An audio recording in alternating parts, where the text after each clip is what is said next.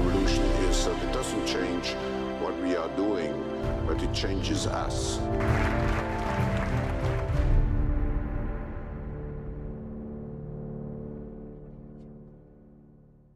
인간 바둑 최고수를 4대 1로 이긴 알파고의 등장으로 4차 산업혁명이 가시화하고 있습니다.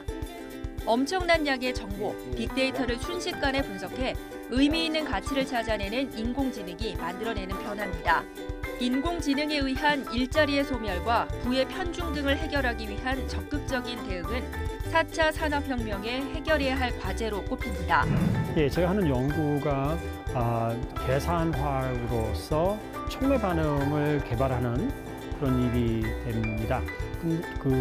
오늘 할 얘기는 학생들한테 그 계산화학이 무엇인지, 그리고 요즘에 뭐 신문에도 많이 난 알파고, 그러니까 artificial intelligence 가지고 이 화학 반응 같은 것을 만들 수 있을까, 그런 얘기를 좀 하러 여기 왔습니다.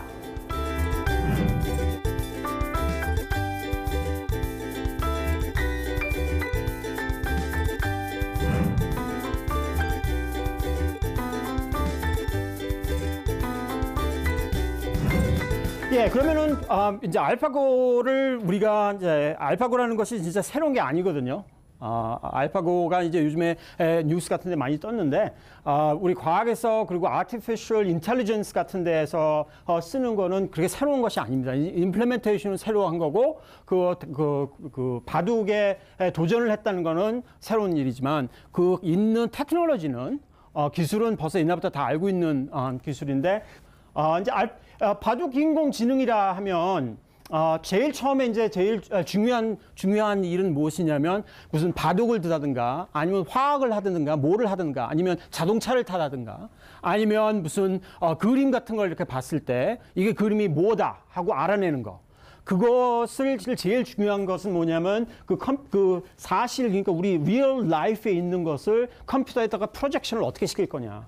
그것이 가장 중요한 문제입니다. 그러니까 우리 어린 아이들도 잘할 수 있는 그런 일을 컴퓨터가 하기가 굉장히 힘들어하는 일은 무엇이냐면, 우리 한 3살, 4살 된 아이들한테 이런 사진을, 개가 그린 사진을 보여주면, 무슨 개가 진돗개라든가, 아니면 무슨 만화에 나오는 개라든가, 이런 걸 다 보여주지 이건 개라고 다 알아보기가 쉬운데, 컴퓨터들은 그런 일을 하기 굉장히 힘들어 합니다. 왜냐하면 그것이 다 이제 프로젝션이 힘든다는 얘기인데, 그러니까 이제 바둑을 두는 거를 만약에 인공지능으로 만들자 그러면, 이런 바둑판이 이렇게 있고, 여기에 이렇게 바둑을 놓기 시작하면, 그것을 이제 한번 이렇게 예를 들어서 이런 식으로 이렇게 000 해서 1으로 해서 이제 여기에 있는 곳은 1으로 이렇게 해서 표현을 할 수가 있죠. 그래가지고 이제 이게 바로 프로젝션을 한다는 얘기입니다. 그래가지고 프로젝션 만약에 했다면 그 다음으로 두는 그 식은 어떻게 할 거냐. 그런 걸 따질 때 이제 똑같이 이런 인공지능으로 해서 이렇게 하자 할 수 있는 것을 이제 알아내는 게 이제 그 알파고가 하는 일이잖아요. 그죠? 근데 한 가지 그렇게 만약에 이런 프로그램을 쓴다 그러면 제일 쉽게 생각해 보면, 만약에 우리가 이제 지금 오늘 이제 저녁에 집에 가셔서 숙제로 한번 알파고 비슷한 프로그램을 짜보자. 그런다 그러면 어떻게 해야 되냐면, 첫 번째 이게 너였으면 두 번째 스텝은 뭐냐 할 때 잘 모르겠으면 그냥 다 한번 줘보자 하는 게 있잖아요. 그 하얀 돌 가지고 여기다 놓고, 아니면 그 다음에 다음 군데, 또 다음 군데 한번 다 싹 놔보자 하는 게, 그게 그러니까 possibility가, 할 수 있는 possibility가 먹겠냐 해가지고 그거를 이렇게 다 두고, 그 다음 스텝은 또 뭐냐. 그 다음에 여기 하나 넣었으면 까만 게 여기다 놓고 여기다 놓고 해서 다 여러 군데 놓을 수 있으니까, 이런 possibility를 하나씩 다 그냥 체크를 검색을 해보자 하면 되겠죠. 그죠? 그렇게 해가지고 이제 끝까지 시뮬레이션을 한 다음에 이긴 거는 몇 번, 이렇게 여기다가 한번 나와봤더니 한 12번밖에 이기지 못하더라. 그런데 여기다가 놓고 계속 진동을 해보면 뭐 37,839번을 이겼다. 그런데 여기다가 넣으면 43만 번을 이겼더라. 그러면 그 맨 처음에 두 번째 놓을 때 요거로 놔야겠죠. 그죠? 이게 이제 끝까지 만약에 가면 제일 이기기가 쉽다는 걸로 이렇게 나오는 겁니다. 예? 그러니까 컴퓨터 시뮬레이션이 만약에 이렇게 쓴다면 그 바둑판을 놓고 이렇게 여러 가지 그 possibility를 그러니까 시츄에이션을 하나씩 다 검열을 해보면 진짜 맥시멈 이게 depth search라고 그러는데 이런 방법 경우에는 그 바둑 가지고 할 수 있는 그 수가 전 우주의 원자 수보다 더 많아요. 그러니까 이런 거는 완전 불가능하다는 얘기야. 그러니까 이 알파고가 나오기 전에 아티피셜 인텔리전스 커뮤니티에서 말한 것은 뭐냐면 바둑 같은 거는 이제 장기 외국 장기 같은 거는 이런 아티피셜 인텔리전스 잘 되는데 바둑 같은 건 정말 힘들다. 그래가지고 지금 그 임플리멘테이션 나온 것이 진짜 아티피셜 인텔리전스에서 진짜 이건 대단한 일이다 하고 구글이 막 투자를 해가지고 할 만큼 한 것이 뭐냐면 이 문제를 이 여러 가지 전 우주에 있는 원자보다도 더 많은 그 possibility 중에 어떻게 하면 이길 수 있는 걸 자꾸 꺼내내냐 하는 그 기술이 새로운 거라는 얘기입니다. 근데 그러면 그 기술은 어떻게 하는 거냐? 조금 전에 보여준 것처럼 그냥 시뮬레이션만 그렇게 하나씩 해서는 끝날 아무리 전 세계에 있는 컴퓨터들을 다 써도 끝날 수가 없는 문제가 되는 거거든요. 그러니까 제일 중요한 것은 뭐냐면 경우의 수를 줄이자. 그러니까 search space를 줄이는 수밖에 없다는 얘기입니다. search space를 줄인다는 거의 작전은 뭐냐 하면 이걸 그냥 이렇게 하나씩 그냥 다 컴퓨터 보고 두라고 그러지 말고 이렇게 이 바둑을 잘 두는 사람 그러니까 챔피언들 이런 세계 챔피언십에 둔 것을 그냥 보고 왜 그 사람들이 그렇게 뒀는지는 잘 모르겠지만 그거를 보고 한번 그냥 배우자 하는 겁니다. 그러니까 우리가 나중에 서치를 이렇게 할 때 싹 다 그냥 하나씩 다 볼 수는 없으니까 잘하는 사람들 것을 보고 다음에 우리가 결정을 할 때 그 사람들이 한 것 비슷하게 흉내를 내자 하는 것이 바로 이 테크놀로지입니다. 그러니까 여기서 나오는 건 뭐냐면 아까 보여주신 것처럼 이렇게 여러 가지 할 수 있는 게 있었는데 거기서 요 두 거는 보니까 바둑 정말 잘 두는 사람들은 이쪽으로는 가지 않더라. 그러면 그것을 아예 서치를 안 하는 거예요. 그러니까 그냥 지워버리고 다른 걸로 이제 가자. 그러니까 이게 이제 엠피리컬이라고 그러거든요. 그러니까 왜 그런지도 잘 이해도 못하면서 그러니까 잘하는 사람 것을 흉내를 내자 하는 그런 스트래티지입니다. 그럼으로써 이제 맥시멈 데스가 점점 줄어들고 그러니까 여기서 이제 이런 거를 하는데 중요한 것이 뭐냐면 그 액션에서 후보군을 줄여야 되는 그런 것이 이제 첫 번째 문제고 그 다음에는 이제 그 depth reduction. depth reduction이라면 전 끝까지 시뮬레이션을 안 가도 그러니까 이제 하나는 우선 이렇게 여러 가지 해볼 게 많은데 그거를 줄이는 것도 중요하겠지만 그 다음에 진짜 그거가 완전 끝까지 다 가야 되냐 결정을 하게 아니면 끝까지 가지 않고도 결정이 되냐 이제 그것도 바로 잘하는 사람들 거 보고 흉내를 내는 것을 컴퓨터에다 가리키는 기술입니다 이게. 그래서 이제 여기서 후보권 줄이기를 이렇게 이제 두는 거고, 이게 바둑을 따라하기. 그러니까 이걸 supervised learning이라고 하는 것입니다. 그러니까 이거를 이제 하나씩 그 컴퓨터한테 이런 여러 가지 결정을 할 게 있었을 때 다른 사람들 하는 걸 보고 이쪽으로 이렇게 가봐라 하고 자꾸 이렇게 가르쳐 주는 거예요. 예? 그래가지고 이제 거기서 그럼 조그만 것만 그것만 자꾸 기억을 했다가, 그러니까 이제 우리가 좀 처음에 했던 얘기랑 좀 달라지는 점이 뭐냐면, 처음에 우리가 그냥 세계 우주에 있는 원자만큼 할 그런 계산을 했을 때는 메모리라는 게 필요가 없는 거죠. 그죠? 그거는 그냥 할 때마다 문제를 한번 풀어보라고 던져졌을 때 언제든지 처음부터 다시 시작하는 그런 그 테크놀로지가 되지만, 이걸로 함으로써 꼭 필요한 것이 메모리라는 거예요. 그죠? 그러니까 그거를 그러니까 바둑을 몇백 번, 몇만 번 이렇게 도와봐가지고 조금씩 배우면서 그거를 기억하는 그런 그 파실리티가 있어야 된다는 얘기가 되겠습니다. 이걸 내가 이제 중요하다고 얘기하는 것이, 조금 있으면 이걸 우리가 화학적으로 갈 때 그런 파실리티를 기억할 수 있는 것을 꼭 만들어야 우리가 이 테크놀로지를 쓸 수 있다 하는 거죠. 그러니까 만약에 이제 아까 그 프로가 바둑 두는 걸 따라가는 것은, 여기서 이만큼 뒀을 때 요거에 왜 그러는지 모르면서도 그냥 이렇게 두더라. 그러는 것을 다음 액션을 이제 봐가지고 여기다 이제 흉내를 내면 딴 데 이렇게 비슷하게 나왔을 때 이쪽으로 가는 그런 초이스에다가 그 포인트를 더 주는 거예요. 그래서 그쪽에 웨이트를 더 줘서 그쪽으로 자꾸 갈 수 있게. 그래가지고 이제 representation 이렇게 많이 한다면 여러 가지 이제 레이어들이 이렇게 생겨서 이쪽으로 가는 액션을 할 수 있게 됐습니다. 그러니까 여기 같은 딥러닝 같은 데에서는 한 13 레이어, 그러니까 13개 정도로 가는 그 시스템으로 돼 있어요. 이 똑같은 테크놀로지가 그러니까 Convolutional Neural Network이라고 이것을 그러는데 이 뉴럴 네트워크 같은 거 가지고 요즘에 벌써 많이 쓰이는 분이 어디냐면 이런 이미지 프로세싱, 이런 이미지를 가지고 이것이 뭐냐. 지금 여러분도 다 무슨 여기 뭐 한국도 많이 쓰인 것 같은데 그 페이스북 같은 데 가보면 뭐 사람 얼굴이 어디 있는지 이렇게 딱 나오고 그러는 거. 그런 것도 다 이런 비슷한 테크놀로지를 다 써서 쓰고 있는 겁니다. 그러니까 가끔마다 사람들이 보기에 그럼 이런 기술이 언젠가 우리 삶을 바꿀 거냐. 이 기술이 벌써 우리 삶을 바꾸고 있습니다. 그러니까 여러 가지, 그러니까 스피치 레코그니션 같은 것도, 그러니까 우리가 요즘에 핸드폰 가지고 무슨 얘기를 할 수 있는 것도 다 이제 그 스피치 프로세싱 것도 다 뉴럴 네트워크로 다 하고 있는 중이니까 이것이 뭐 이제 미래에 생기는 일이 아니라 벌써 지금도 다 나오고 있는 일이라고 생각하셔야 돼요. 그래서 이제 여기서 평가를 이렇게 해서 이제 그 예측 모델을 리그레션 하면서 점점 업데이트를 해서 점점 전문가들이 한 걸 배워가면서 그 웨이트가 점점 세지는 그런 테크놀로지를 지금 이제 우리 바둑 두는 데서 알파고가 보여준 것 같습니다. 그러면 이제 여기서 이제 알파고가 배우는 방식은 정말 이제 세 가지가 있는데 하나는 이제 가치망, 그러니까 여기서 이제 value evaluation network이라고 그러면 현재 국면에서 이길 확률이 얼마인지 점수로 뽑아내는, 그러니까 그 테크놀로지 여기다 넣으면 몇 프로 이긴다 하는 거를 이제 배우는데 맨 처음에는 아무것도 모르고 끝까지 이렇게 해보든가 힘들게 했다가 그 다음부터는 이제 조금씩 배워서 하는 거. 그 다음에는 그리고 이제 정책망, 이것은 이제 바둑판을 인식하여 인간적으로 어디에 놓는 것이 좋을까 그 위치를 정확하게 해서 이제 점수를 뽑아내는 그런 네트워크가 또 필요한 거고, 폴리시 네트워크라고 그러는 거. 그러고 이제 그 다음에 만약에 이제 여러 가지 이렇게 가는 길이 있으면 어떻게 하면 어떤 거를 이제 어떤 다음 스텝을 어떻게 구해내냐.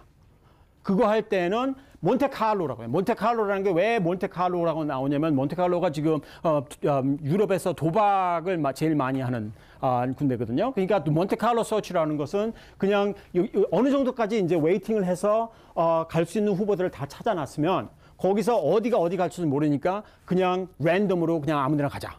그냥 아무 데나 아무나 찍어서 그쪽으로 가나 하는 거를 좀 시뮬레이션을 해보고 그거에 안 좋은 것 같으면 그냥 랜덤으로 또 다른 걸 찾아서 가는, 그러니까 도박하는 거랑 똑같은 식으로 이렇게 해서 배우는 그 몬테카를로 트리 서치라고 합니다. 이것은 이제 그 Value-Added Random Search를 해서 다음 스텝을 잘 알아내는 그런 테크닉. 그러니까 이것이 지금 다 새로운 것이 아니라 진짜 옛날부터 다 알고 있던 테크놀로지예요. 그러니까 여기서 이제 몬테카를로로 이쪽으로 갈 거냐, 이쪽으로 갈 거냐, 이쪽으로 갈 거냐 이런 걸 잘 모를 때 그냥 랜덤으로 아무거나 해서 한번 해보는 그런 테크놀로지입니다. 그러면 알파고를 어떻게 하면 화학도 가르칠 수 있을까? 그 문제를 지금 알파고라고 얘기는 안 했지만 이 artificial intelligence를 화학에 쓰려고 하는 것이 지금 제가 오랫동안 생각하고 있는데 이 문제를 얘기하기 전에 먼저 물어봐야 되는 건 Why should AlphaGo learn chemistry? 그러니까 왜 우리 알파고가 화학을 배워야 하냐? 지금 우리가 봐서는 바둑을 잘 둔다는 것은 와 진짜 이거 대단하구나. 뭐 몇 개월 동안 벌써 지금 한국에서 이렇게 이해가고 있는데 그것은 뭐 테크놀로지가 대단하다 이런 것밖에 없잖아요, 그죠? 그 바둑을 기계가 사람보다 더 잘 둔다고 그래서 우리가 무슨 새로운 사업을 시작하는 것도 아니고 그렇다고 무슨 세계에 무슨 새로운 일을 해낸 것도 아니고 그냥 테크놀로지만 보여준 건데 그러면 그 테크놀로지를 가지고 다음에 가서 정말 풀어야 되는 문제는 화학에서 정말 풀어야 되는 문제는 뭐냐? 그것을 이제 지금 제가 일하고 있는 것 중에서 가장 중요하다는 문제를 하나 예의로 보여드릴게요. 이것이 지금 이제 새틀라이트로 밤에 미국의 사진을 찍은 것입니다. 근데 이제 여기서 보이는 것이 이쪽이 이제 뉴욕이고 뉴욕이 커다란 도시들이니까 그게 다 보이고 요것이 이제 시카고예요. 시카고니까 하도 이게 커다란 도시니까 이제 불이 다 보이는 거죠, 그죠? 그리고 여기 이제 덴버는 여기 있고 시애틀은 여기 있는데 여기가 노스다코타입니다. 노스다코타가 여기서는 가보신 분이 없을지 모르겠는데 거기 가보면 아무것도 없어요. 숲밖에 없어요. 거기는 숲하고 무슨 돼지나 몇 마리 있을까? 사람이 사는 데도 아니고 아무것도 없는데 왜 불이 이렇게 나와 있냐? 불이 여기서 이렇게 보이는 이유가 바로 플레어 가스라는 거죠. 메테인 플레어링이라고 그러는데 여기가 도시가스 같은 것이 많이 나와요. 거기서 그 기름도 많이 캐어내고 그러면 기름 같은 것을 많이 캐어낼 때 그 사이드 프로덕트로 같이 이렇게 캐어내지는 그 가스 중에 하나가 메테인 가스입니다.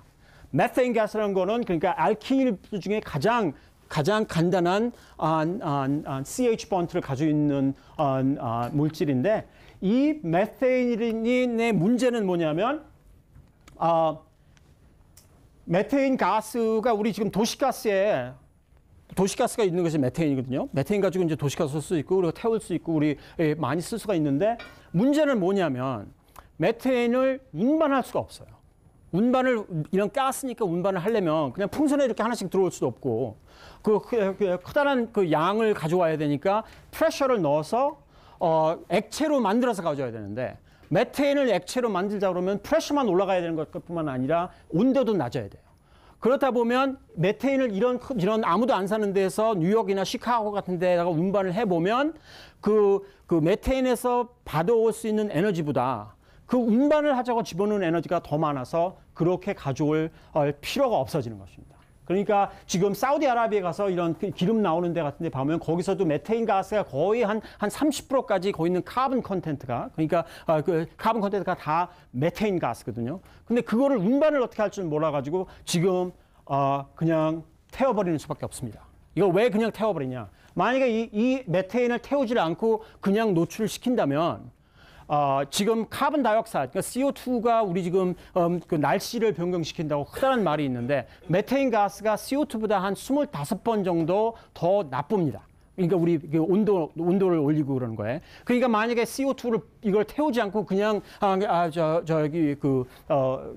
바깥으로 그냥 나오게 놔둔다면 우리 그 환경 오염에 크다란 문제가 돼요. 그러니까 태워버리는 게 더 낫다 해가지고 그걸 다 지금 태워버리는 중이고 이것이 이제 그리고 옥시전이랑 산소랑 이렇게 같이 믹스처가 돼버리면 이것이 잘못하면 금방 터질 수가 있어요.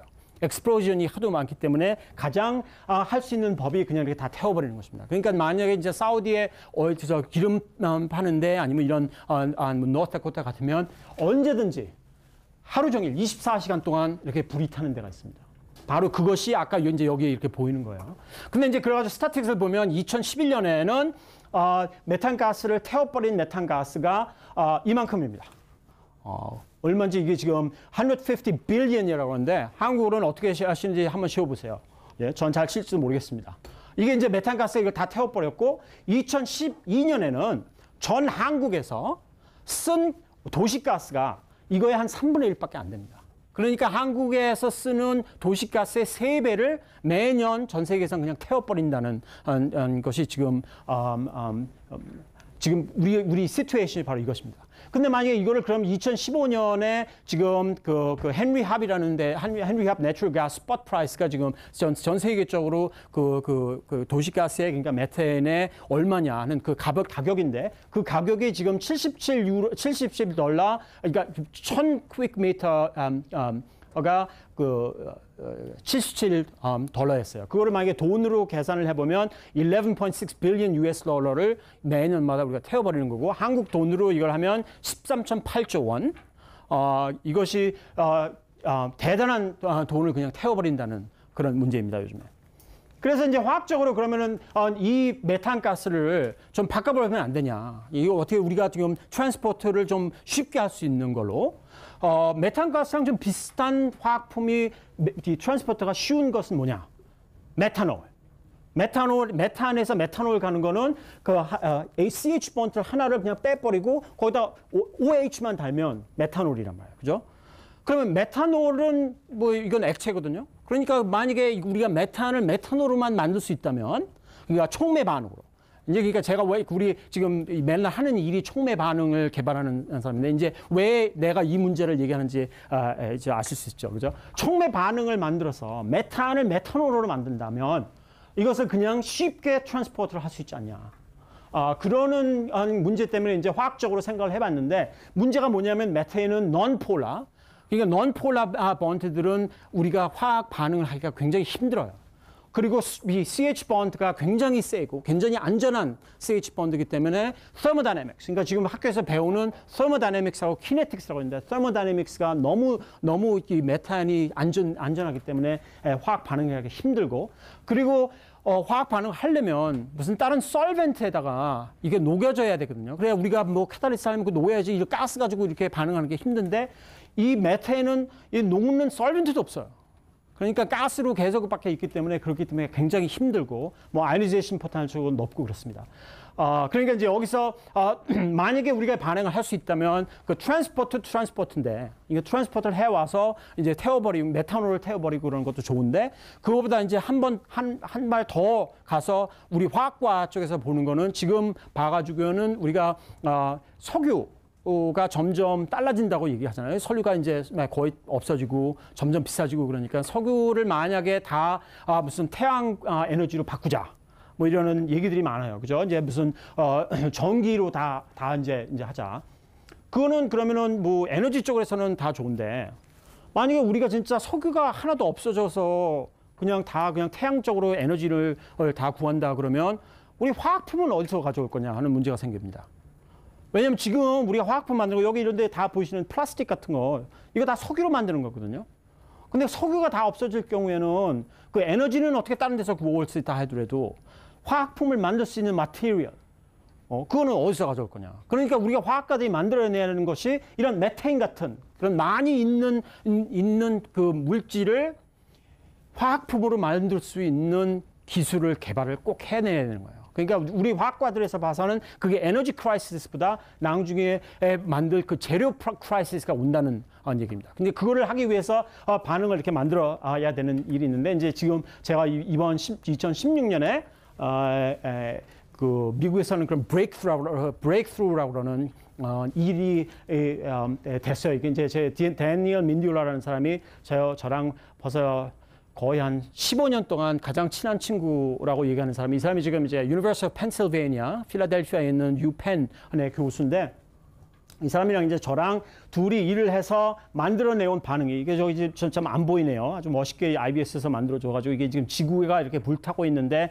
그 앞에 우리가 제가 개발한 반응이 보이고 이제 여기 이 반응의 메커니즘입니다. 이것이 이제 이 뒤에 있는 것이 메타인이고 이 반응은 우리가 해낸 것은 뭐냐면 제가 이제 하는 일이 진짜 실험을 하는 것은 이제 아니고 제가 어렸을 때 실험하면서 꼭 죽을 뻔도 한 게 많이 있었는데 그때 뭐 하나님이 도와주셔서 여태까지 살아났으니까 이제 자꾸 그런 일을 하면 안 되겠다 생각이 들어서 이제 계산을 하고 이론 화학 그러니까 프리딕션하는 컴퓨터를 써서 화학을 하지는 않지만 화학을 어떻게 해야 되는 것을 프리딕션까지 하는 그런 기술을 제가 개발해서 제가 하는 일이 바로 그거니까 이제 우리 둘이 제가 이제 프리딕션한 그러니까 컴퓨터 시뮬레이션에서 나온 반응의 이제 촉매 반응을 할 수 있는 몰레큘들입니다. 이것이. 그러니까 이번은 이 페이퍼가 이번에 이제 발표한 하고 새로운 기술을 만들어낸 것 중에 가장 재밌다.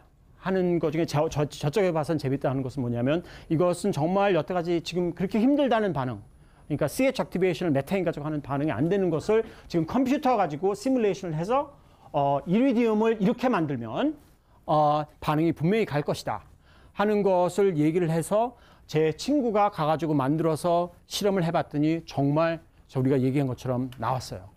그래가지고 이제 그걸로 이렇게 퍼블리케이션이 됐는데 그러면 이제 그 얘기는 지금 뭐 진짜 화학적으로 이거는 진짜 누가 알고 싶은 사람이 있으면 내가 한 3시간이나 4시간 동안은 더 얘기할 자료도 다 가져왔으니까 그거는 이제 이거 다음에 얘기로 하고 그러면 우리가 일을 할 수 있었던 그러면 컴퓨터를 가지고 지금 화학을 어떻게 할 거냐. 지금 여태까지 제가 말씀드린 것 중에 지금 우리가 풀어야 되는 문제가 뭐냐면 사실을 어떻게 하면 컴퓨터 안에 프로젝션을 하냐.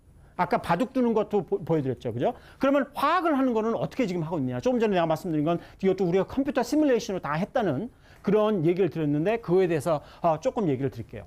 그러니까 이제 진짜 프로그램은 뭐냐면 케미스트리는 정말 리얼 스페이스에 여기 이렇게 실험을 하고 있는데 알파고나 지금 저 인공지능으로 할 수 있는 것은 다 virtual 스페이스에 하고 있으니까 이 머신 러닝 그러니까 기계가 배울 수 있는 것을 화학에 쓰려면 여기 있는 것을 프로젝션을 어떻게 컴퓨터에다가 해야 되는데 그것을 어떻게 할 거냐?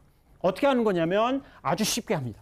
아주 쉬운 것은 뭐냐면 컴퓨터 모델을 만들 때 아톰들을 그냥 벌이라 생각하고, 그러니까 공이 스프링들이 이렇게 잡혀 있는 공이라 생각을 해서, 그러면 이 아톰들이 이렇게 잡혀 있으면 스프링이 이렇게 같이 붙어 있을 때 이게 움직이는 그러는 뭐 속도라든가 아니면 이렇게 움직이면서 이 번드가 그러니까 이 스프링이 왔다 갔다 이렇게 하려면 그거에 대한 에너지 그런 것들을 다 우리가 마테마틱으로 그러니까 수학적으로 이 컴퓨터 모델에다가 만들 수가 있어요.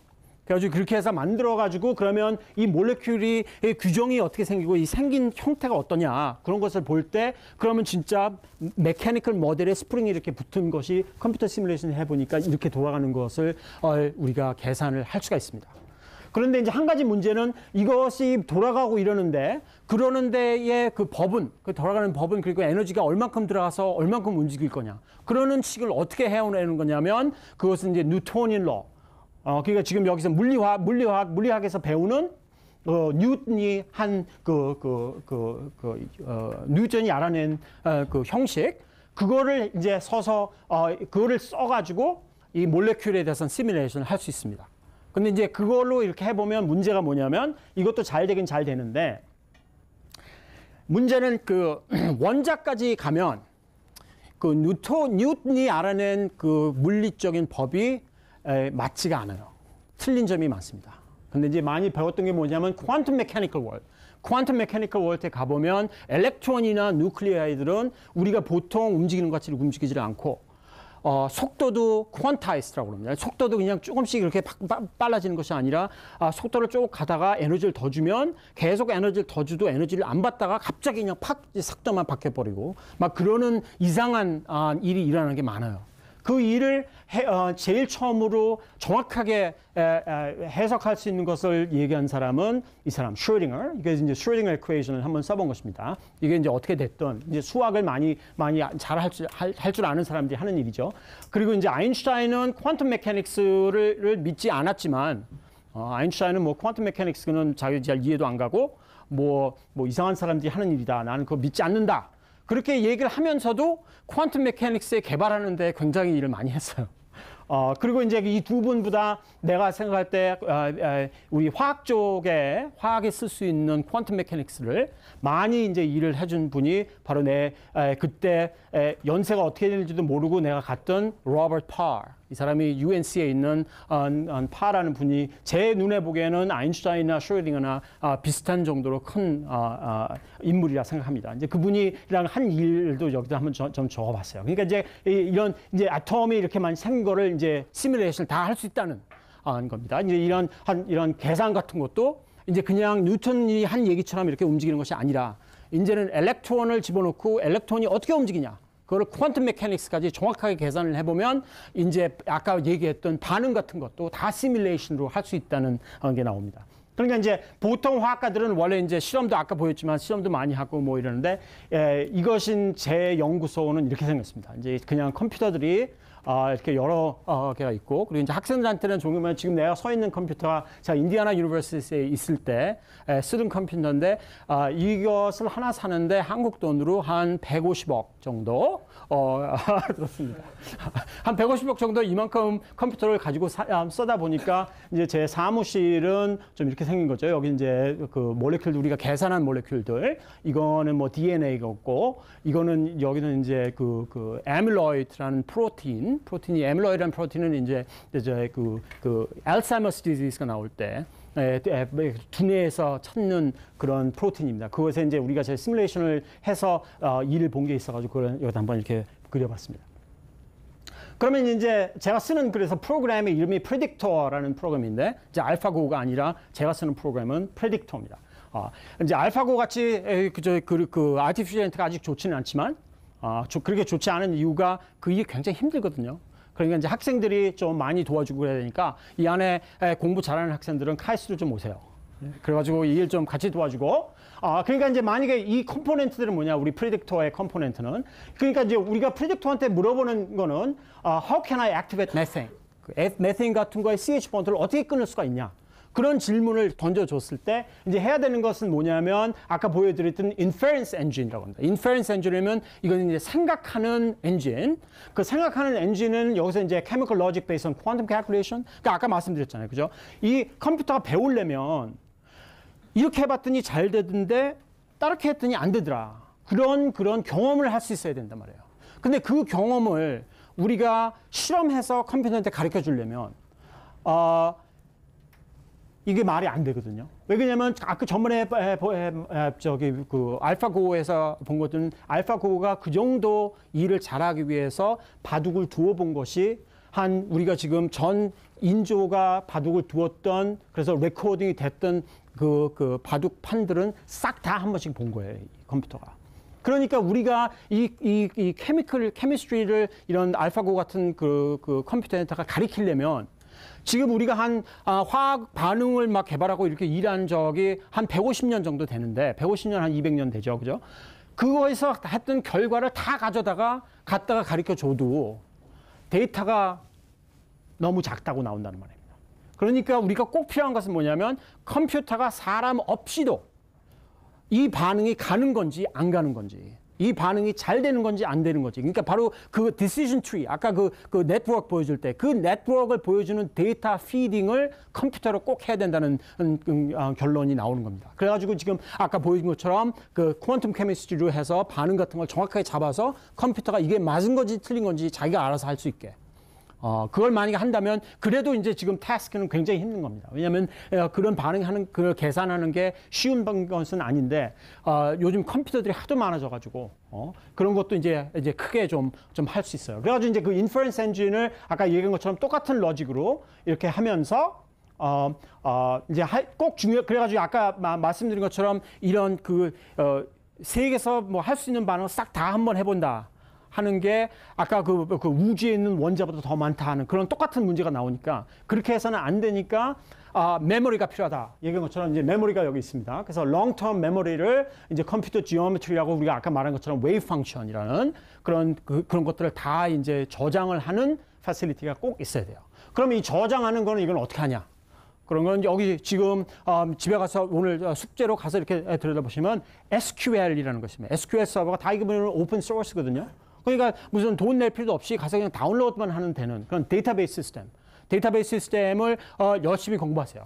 내가 보기에는 지금부터 이제 한 50년 후까지는 정말 필요한 사람들이 뭐냐면 데이터베이스 디자인, 그러니까 빅데이터라고 사람들이 많은데 이런 데이터를 많이 이렇게 만들어냈으면 그것을 정리를 어떻게 할 거냐. 사람이 하나씩 할 수도 없는 거고 그거를 정리하는 것을 데이터베이스로 꼭 해야 돼요. 그러니까 그런 것을 이제 SQL 데이터베이스로 가서 하고 그 이제 raw 데이터 가지고 그 raw 데이터에서 이제 chemical property 같은 걸 만들어내는 그 반응이 간 거냐 안 가냐. 아까 그 decision tree 하는데 필요한 그런 거를 이제 만들어서 specific target들을 정확하게 딱 잡아서 이게 이제 우리가 물어봤던 질문이 대답이 됐냐.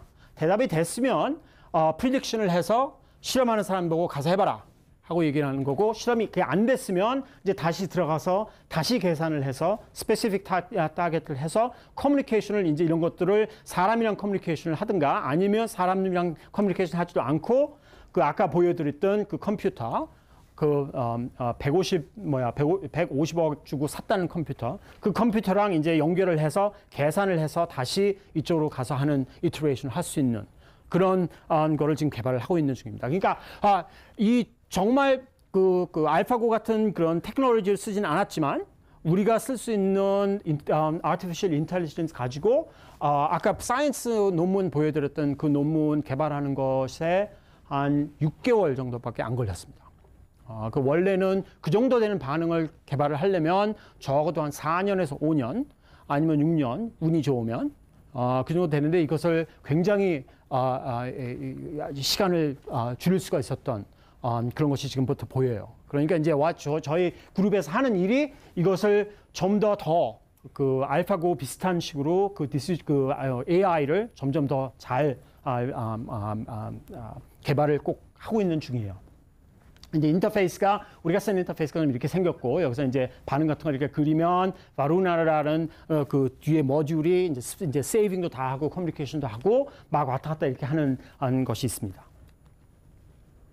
그러면 이제 그 테크놀로지 디벨롭먼트는 이제 이 정도면 이해하실 수 있을 것 같고 제가 이제 한국에 나와서 이렇게 일을 하다 보니까 저한테 많이 질문을 하시는 게 그 중에 하나는 뭐냐면 우리 지금 한국이 미국이나 독일에 비해서 화학이 어느 정도냐, 우리가 경쟁을 할 수 있는 거냐, 아니면 우리 지금 학생들 퀄리티, 그러니까 학생들이 공부하는 거는 미국이랑 비해서 어떠냐, 그 질문을 많이 하셔요. 제가 볼 때는 제가 지금 한국에 나왔다는 이유도 내가 볼 때 미국에 있나 한국에서 지금 나오나 일을 할 수 있는 건 한국에서도 똑같이 미국에서 하던 거나 똑같이 할 수 있다는 자신이 있어서 나온 거고, 그리고 지금 카이스트에 진짜 와봤더니 지금 제가 교수 생활을 한 지 벌써 13년 됐네요. 그죠? 13년 됐는데 카이스트에 나와서 카이스트에 있는 학생들 보고 진짜 깜짝깜짝 놀랄 때가 있습니다. 공부들 이렇게 잘하냐. 근데 아직도 이제 미국이랑 좀 다른 점은 뭐냐면 미국에서들은 교수가 이렇게 딱 뭐를 이렇게 얘기하면 이게 내가 볼 때 이런 반응, 이 반응은 이렇게 가는 거다. 그렇게 했으면 미국 학생들은 무조건 대들어요. 무조건 다 틀렸다고 들어오고 좀 자기가 좀 해보려고 그러는 그 스타일이 있는데, 한국 학생들은 여기 지금 선생님들은 뭐라고 말씀하실지 모르겠지만 제가 보기에는 한국 학생들이 굉장히 착해요. 뭐 대드는 것도 없고 그냥 뭐 그렇게 하라고 그러면 그냥 무조건 다 하고 그러네. 그러니까 지금 카이스트 내 학생들하고 얘기하는 것이 좀 대들어봐라. 뭐 교수님이라고 자꾸만 그냥 예예 그러면은 진짜 좋은 건 안 나오니까 싸움도 자꾸만 해보고 뭐 화학이 틀렸나 안 틀렸나 그러는 것을 좀 그런 문화를 만들어야 되는 것 같고, 제가 보기에는 그러니까 한국 기술이 이제 미국 대학이나 미국에 있는 무슨 명문 대학들한테 딸게 내가 보기엔 카이스트나 무슨 서울대 같은데 아니면 뭐 무슨 다른 여러 좋은 대학들이 한국에 많이 생겼는데 내가 볼 때는 뭐 딸리는 게 하나도 없고 이제 한 가지 문제가 된다고 그러면 전통이 없다는 문제. 그러니까 무슨 하버드나 무슨 MIT 같은 데 보면 그런 콜롬비아 같은데 그런 데 가보면 그런 화학을 하고 있던 그런 연구한 역사가 뭐 150년, 200년까지 되는, 옥스퍼드 가면 그 베일리얼 컬리지 같은 거는 뭐 1200년도에 만들어졌으니까 그때부터 뭐 화학을 하고 있었던 데라 전통이 있다. 근데 그러면 우리가 그거를 어떻게 하면 컴피티션을 할 거냐? 제가 믿는 것은 지금 이제 IBS가 지금 우리 기초과학기술원, 기초과학연구원에서 이제 Center for Catalytic Hydrocarbon Functionalism을 하는데, 우리가 이제 미국이랑 중국에 경쟁을 하려면 제가 보기에 가장 중요한 점은 뭐냐면 teamwork. 제가 이렇게 말하는 건 뭐냐면 어느 문화든, 그러니까 미국은 미국 사람들이 잘하는 것이 있고 한국은 한국 사람이 잘하는 것이 있습니다. 내가 보기엔 한국 사람들이 미국보다 훨씬 더 잘하는 것은 뭐냐면 팀워크. 이렇게 같은 좁은 데 맨날 살아보니까 같이 일하는 디시플린이 미국보다 훨씬 더 높아요. 일을 같이 하고 이러는.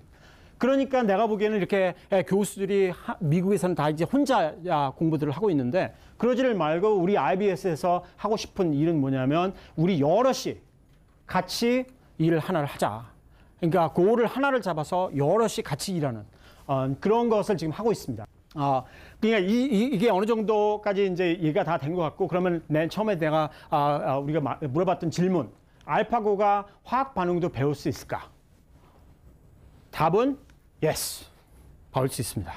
그러다 보니까 이제 우리가 이제 아직도 할 일이 많아야 되는데, 제가 이제 여기서 나와서 이렇게 일하는 얘기를 왜 이렇게 하냐 하면 우리가 연구원들이 많이 필요합니다.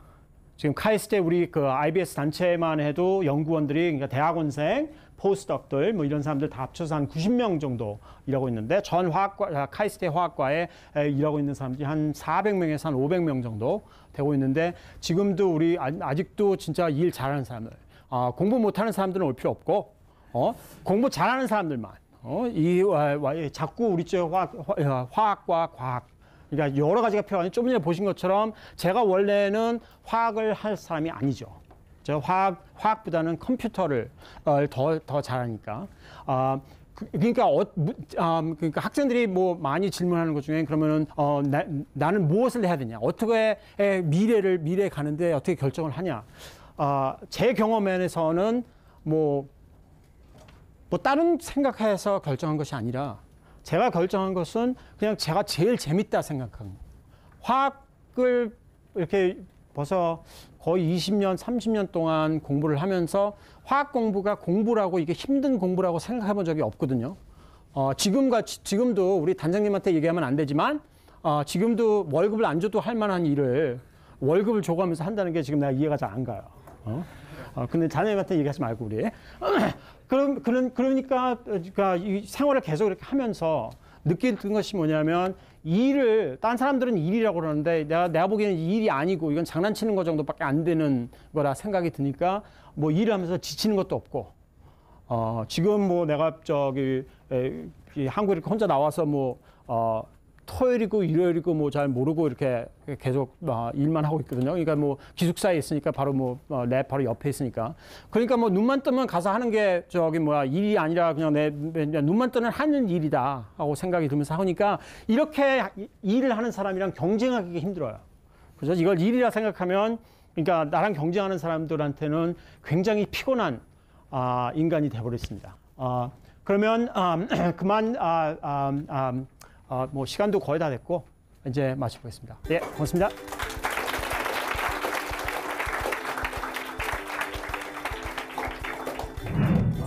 뭐 제가 여기서 이렇게 강의를 해서 저의 일에 대해서 이렇게 학생들한테 할 수 있었던 것이 정말 즐거웠고 제 강의를 들어서 이제 과학에 더 신경을 써주고 그리고 재미있게 생각했으면 좋을 것 같습니다.